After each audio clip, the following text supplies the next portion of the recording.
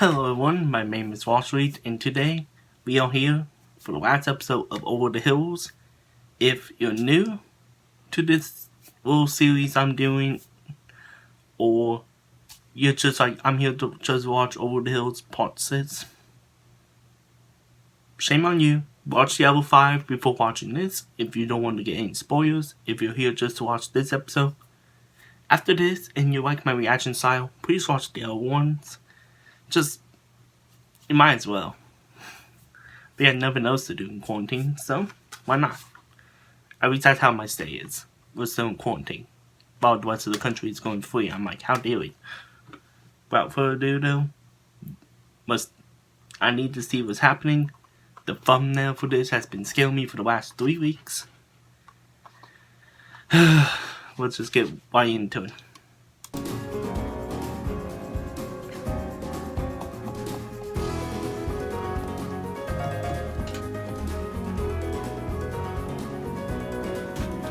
Episode 6, Defiance. Who gets burned up, who dies, what's gonna happen?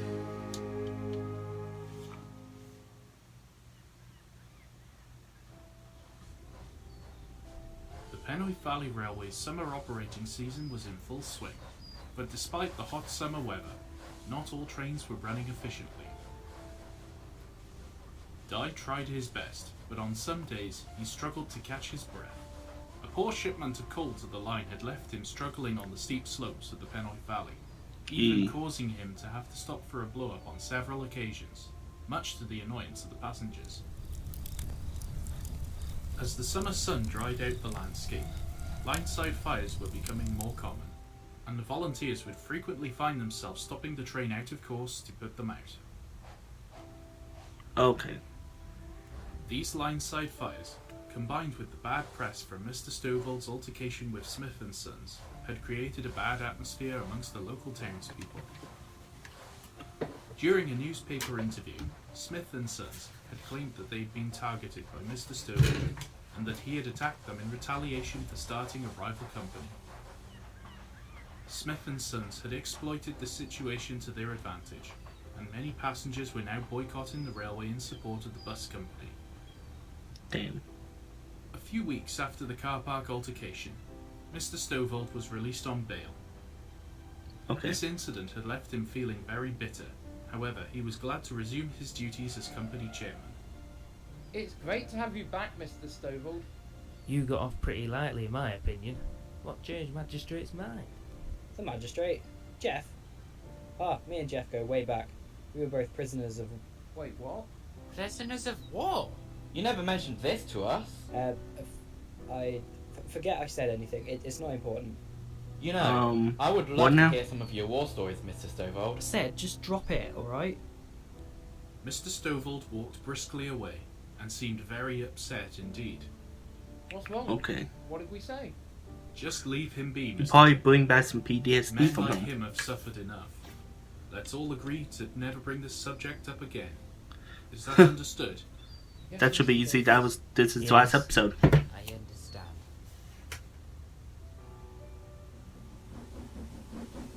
So we found the thumbnail quickly, so I'm The a next little day was less a tough one. crazy. Di had spent the entire day struggling for steam, and on the final run back to Landierdog, his firebox was so clinkered up, Mr. Dibdin had to call Leslie to the rescue. E.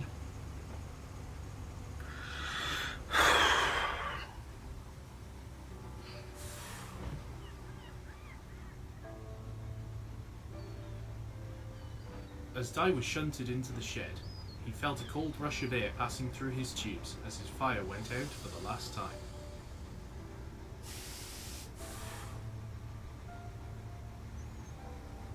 I cannot believe how poor this coal is.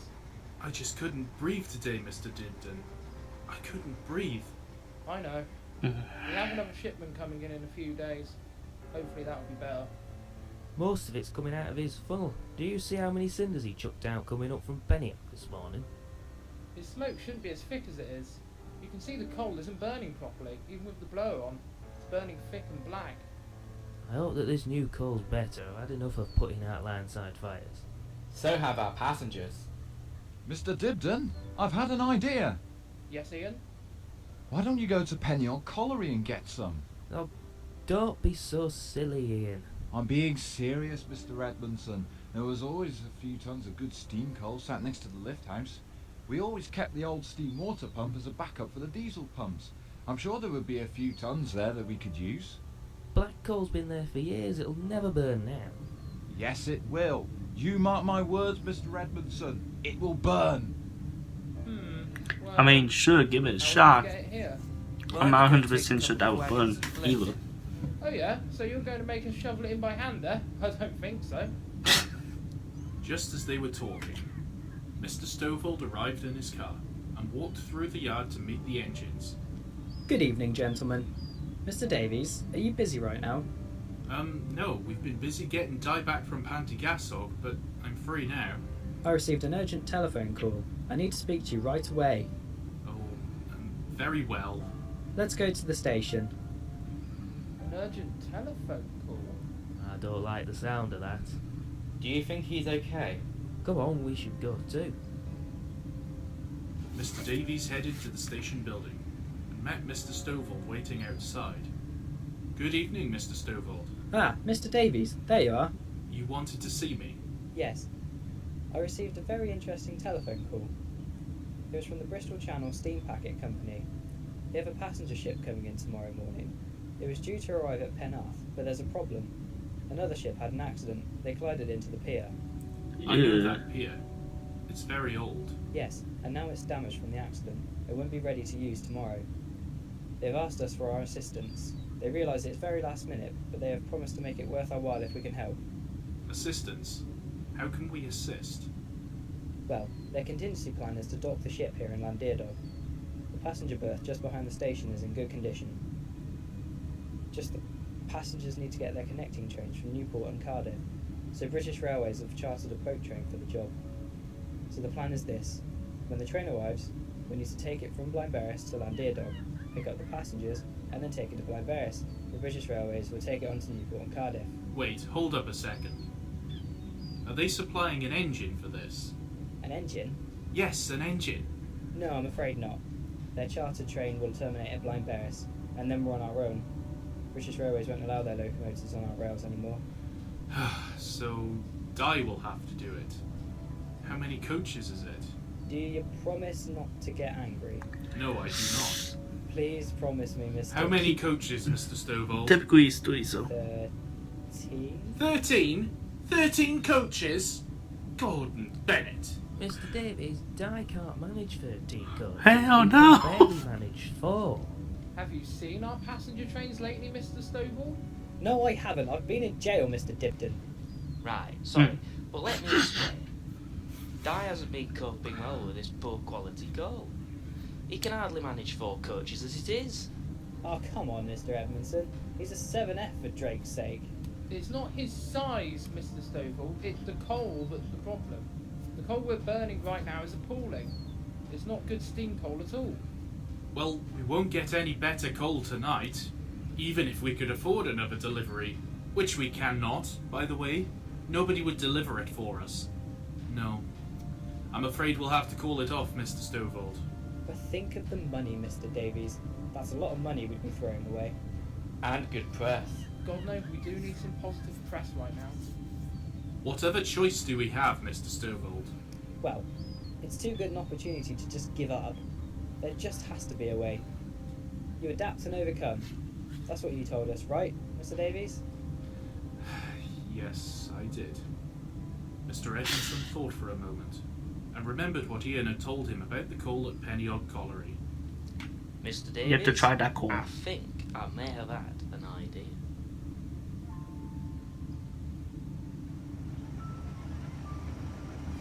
Ian's suggestion was put forward, and with no other options available, Leslie set off into the setting sun, hauling the railway company's first official freight train behind him. Luckily for Leslie, it consisted of one mineral wagon and the brake van. Mr. Davies and Mr. Stovall stayed behind to make the arrangements with the ship's agent, whilst Mr. Dibdin and Mr. Edmondson led a gang of volunteers to collect some coal for Dye. When they arrived, Mr. Julian was sceptical. So what makes you think this coal is any good? Ian says it's good, it's local steam coal too, so it's worth a try, right? I suppose. I mean, Put it this way. you can anything either is go better with the than back that or liquid know what's going burning to at happen, present. or try to Dye's experiment a fire coal will and scrape every single take round. words The and go swamp for it. is overflowing with Just go with that. If we're going to stand any chance tomorrow, we need to make sure Dye has a good supply of quality coal. There it is. The volunteers found the coal. Mr. Dibdin sighed unhappily. So, basically, we have to shovel it from there into this wagon by hand. Yes. By hand, Yes. as in with shovels Yes. and Yeah, labour. Yes. like the How old much school do way we of need? doing it. Well, we need to fill Dye's tender and have some spare. Let's fill this wagon, and then we know if we have enough for tomorrow. Again, by hand, Again. Yes. with shovels. Yes. Dude. Mr. Dibdin, with shovels. Quit being lazy. You do know I'm over 60 years old, right? Yes. Me too. And I've seen 60-year-olds come run on, you old marathons, fart. so Stop that's not an gassing and let's excuse. get on with it. These are you that say, young scallywag. I hope that this is worth the effort. It will be, Mr. Edmondson. Ian knows what he's talking about. Right then. Let's get to work. The volunteers worked on into the night, and using nothing more than shovels, buckets, and elbow grease, they filled the wagon to the brim with good quality steam coal. Nice. Once they were finished, Leslie pulled the triumphant volunteers back to Landiadog whilst they slept in the brake van. Mr. Davies and Mr. Stovall had already lit Dye's fire and steam was raising, and as Leslie's train rolled into Landiadog, the sun was rising and daylight was breaking. You made it just in time. Okay, lads. Let's get Dye loaded up. Mr. Julian, Yes? I think we're going to need some of your famous and simply fabulous bacon sandwiches this morning. Coming right up. That sounds good. The volunteers took it in turns to shovel the coal from the wagon into the tender, and soon Dye felt a nice warm glow inside his boiler as the Welsh steam coal burned brightly. He suddenly felt Nice. optimistic about the challenging day ahead of them. A few hours later, Dye was in steam and ready to roll. As the volunteers munched on their bacon sandwiches, both Dye and Leslie were coupled together. Why do I have to be dragged? Because I can go much faster than you, Leslie. We need to get these coaches as quickly as possible. I'm not happy. No?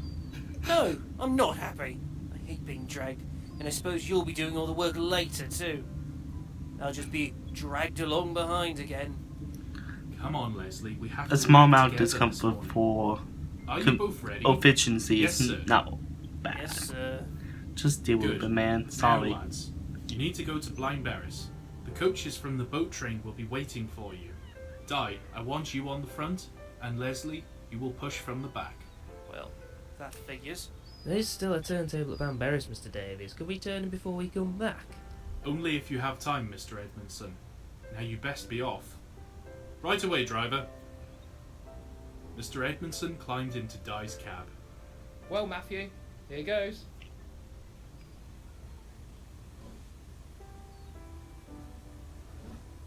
Dye puffed forward, dragging Leslie behind him.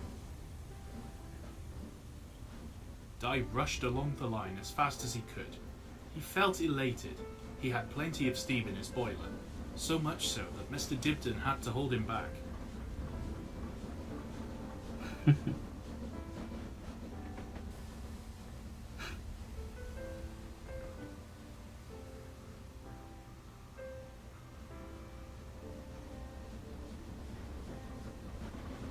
They rushed through every station along the line, and soon enough they were rolling into Penrith Junction. The signals were against them, and Mr. Dibdin went to see the signalman. Good morning, sir. We're here to pick up the boat train. Right you are. You will cross the main line, and the boat train is waiting for you in platform 2. Aye, aye. Good luck. Don't Whoa, dawdle what the when heck? crossing the main line. I've got a high-speed express due in soon. You in platform 2. Aye, aye. Good luck. Don't dawdle when crossing the main line. I've got a high-speed express due in soon.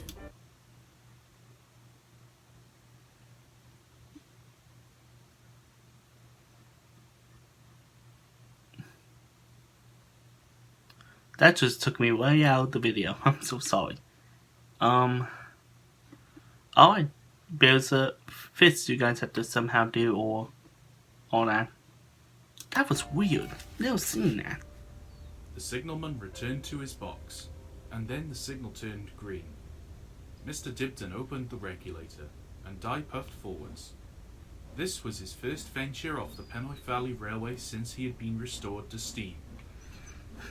As Di trundled slowly forwards, his wheels rolled across the set of points that led to the South Wales main line. With every stroke of his pistons, Leslie bounced backwards and forwards against his buffers.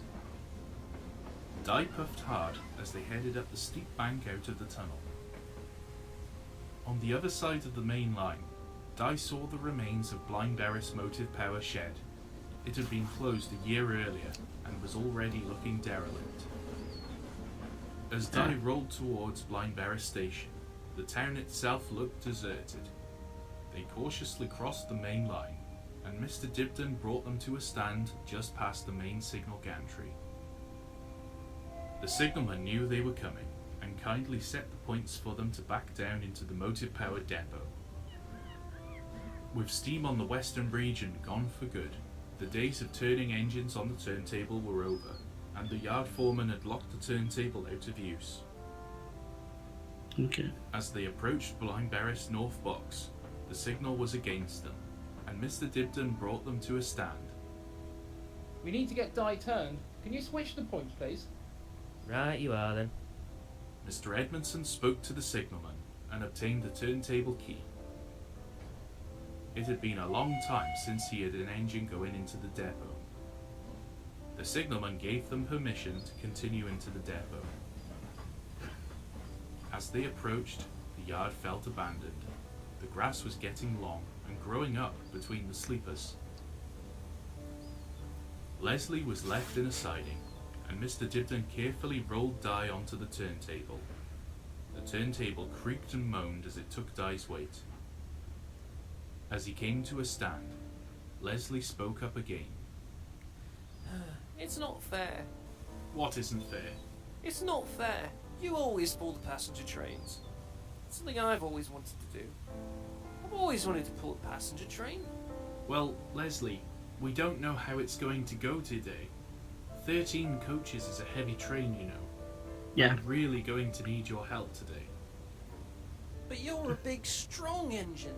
I'm also over 50 years old, and in major need of an overhaul, Leslie. Remember my frames? That's why I'm going to need your help today, Leslie. That's why you were here. Well said. Leslie felt bad. I'm sorry, Di. I forgot about your frames. That's okay, and I'll speak to Mr. Davies. I'll see how he feels about you piloting the return journey. You will? You really mean that? Of course. I'll ask when we get back to Landierdog. No promises though, but I will ask. Just then, Mr. Julian and Mr. Anthony started Leslie's engine, and they set off towards the coaches.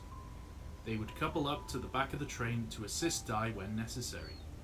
As they rolled past the long line of coaches, Leslie suddenly didn't feel so confident. Blimey, we're supposed to pull this lot. Leslie was It's rolled on 13 into the coaches. pit and coupled What up do you to the back of the expect? train. When Di was given the road, he backed out onto the main line and was soon setting back down onto his train. Di couldn't help but smile as he approached. It had been a long time since he had been out on the main line, and he was determined to put on a good performance today, despite the issues that he had with his frames. Mr. Edmondson climbed down from Di's cab and shunted him onto the train. He then climbed in between and coupled him up, fitting the vacuum hoses and the steam heating hoses. Di began to grow impatient as Mr. Dibdin stoked Di's fire ready for the return journey back to Landierdog. We're all set, Matthew. Brake test complete. All good, working order. I never thought I'd ever hear those words again. Di and Leslie were ready to go. 13 coaches was a very heavy train, especially for an engine in Di's condition. Now, Dad, remember, no Oryx today. Your frames are still damaged, and you can't afford to. Yes, I know. Let's just get going already. Hold your horses, Di. We've got to wait for the signal. They waited and waited and waited, but the signal didn't change. Di's safety valves erupted with excess steam, and Mr. Dibden and Mr. Edmondson were growing impatient. Finally, a slow-moving freight train passed on the main line, and the signal cleared, but the delay had cost them dearly. They were behind time already. Di puffed hard, and I the mean, long that's second train up rolled across Belfort. the main line. They got hold up by another train. So. Di felt mighty as the sound of his puffing echoed between the walls of the cutting as he headed through Blind Berris. Soon they reached Pennoy Valley Railway Metals, and Di felt the full weight of his 13 coaches on the drawbar for the first time.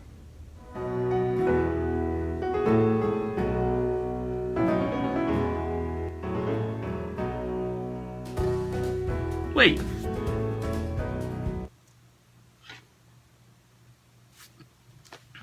That's it?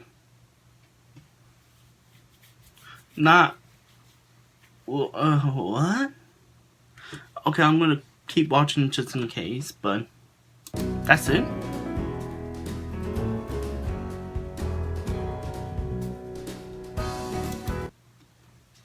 What the heck? It's about like a 7th episode or something, because there's no way this season ended like that. I'm confused.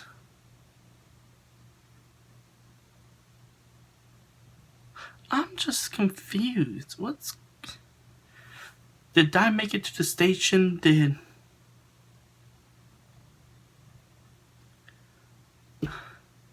Comment down below, because I don't know. I feel unsatisfied. I want to know what happens.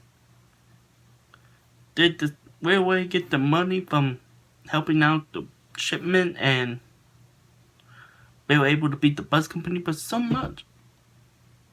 Is this what the new season of Over the Hills is going to be? The continuation of this? Because, man, that's ugly.